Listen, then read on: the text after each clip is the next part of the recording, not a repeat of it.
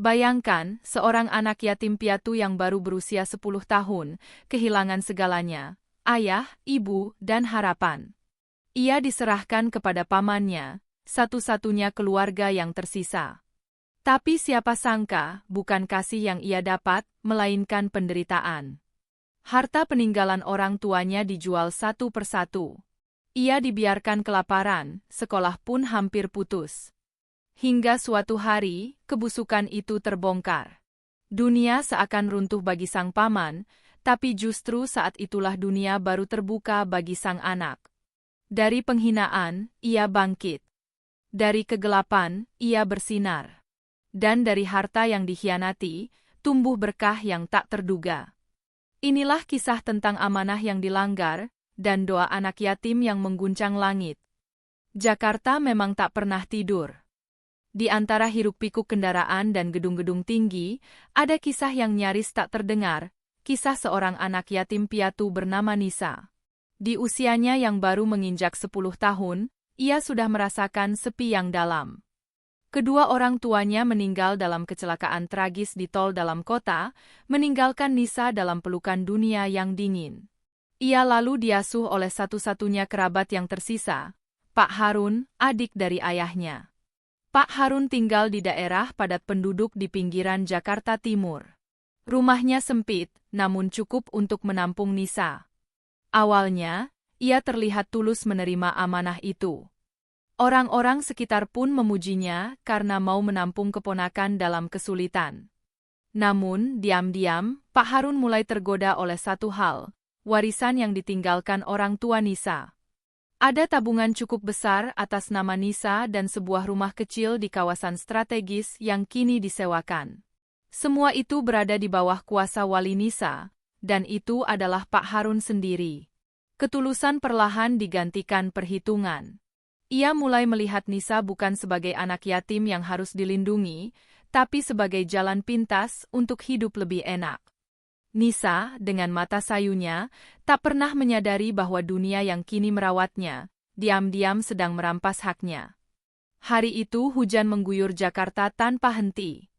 Di dalam rumah kontrakan sempit yang ditinggali mereka, Nisa duduk di sudut kamar, menatap buku pelajaran yang mulai basah karena atap bocor. Sementara di ruang depan, Pak Harun tengah menghitung uang hasil penjualan motor mendiang ayah Nisa. Motor itu dulunya milik keluarga, dan seharusnya menjadi milik Nisa. Tapi dengan alasan untuk biaya sekolah, Pak Harun menjualnya diam-diam, padahal uang sekolah Nisa masih cukup dari tabungan warisan. Konflik mulai nyata ketika Ibu RT datang mengantar surat dari sekolah.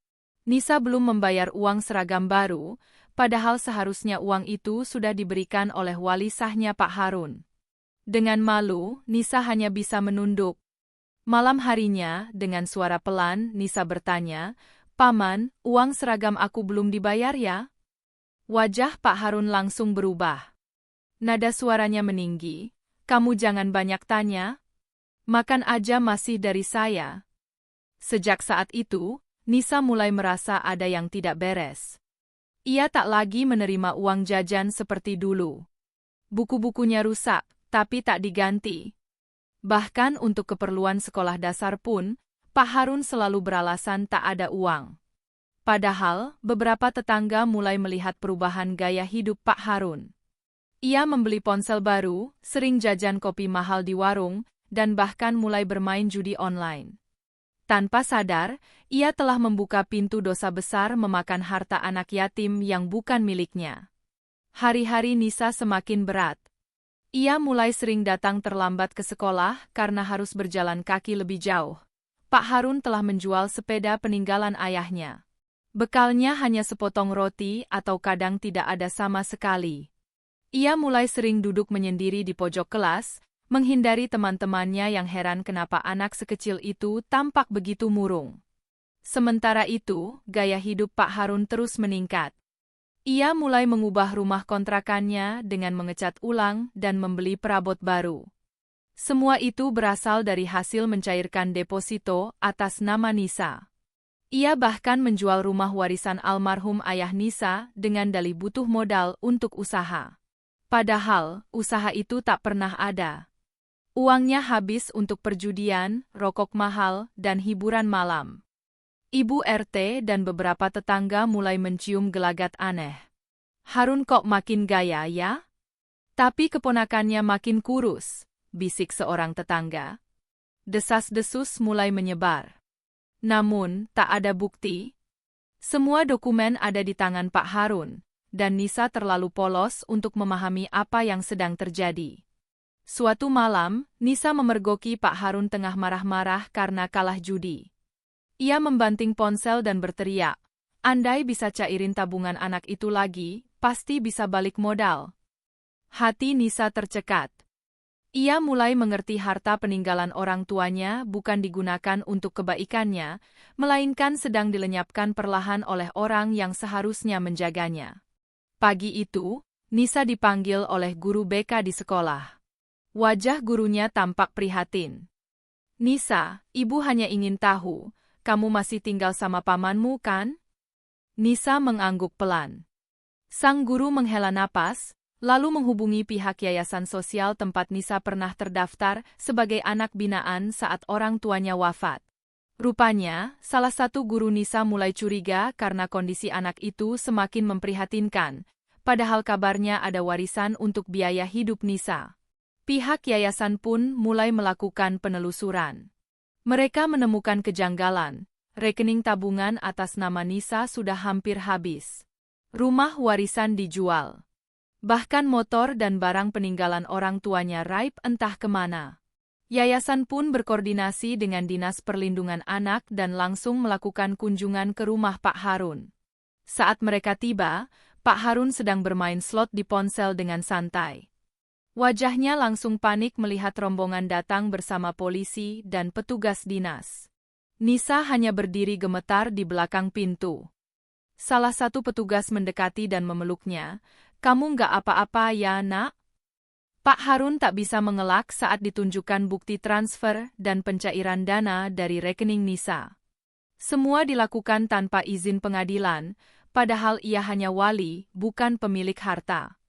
Ia ditangkap atas tuduhan penggelapan dan penyalahgunaan harta anak di bawah umur.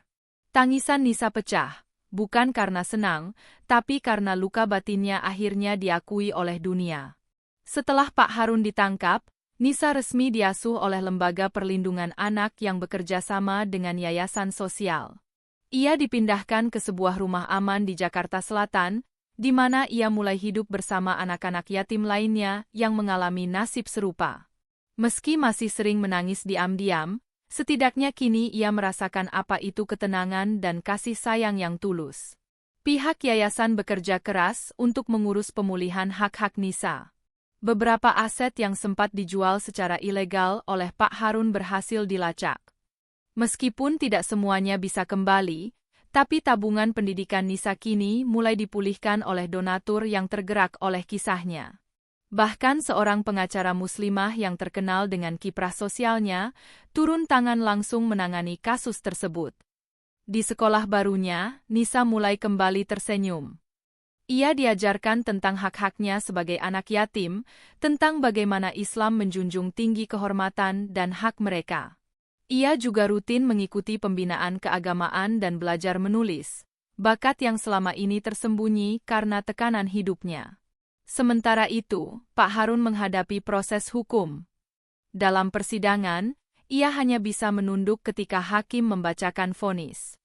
Tak ada seorang pun yang membelanya. Semua mata menatap dengan tatapan kecewa, seolah dosa yang ia perbuat lebih berat daripada sekadar pencurian. Ia telah mengkhianati amanah dari seorang anak yatim yang mempercayainya sebagai keluarga.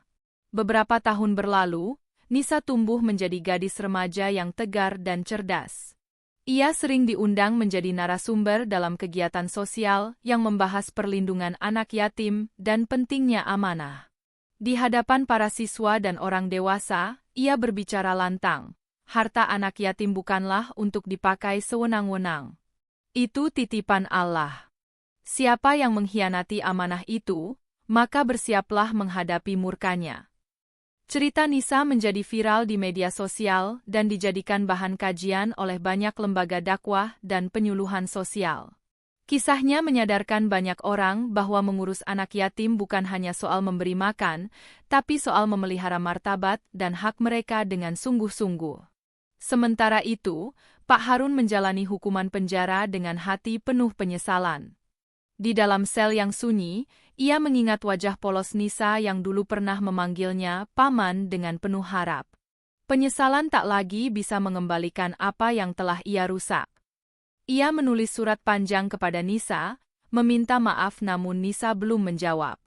Memakan harta anak yatim adalah dosa besar yang tidak hanya mengundang laknat Allah, tetapi juga kehancuran hidup di dunia.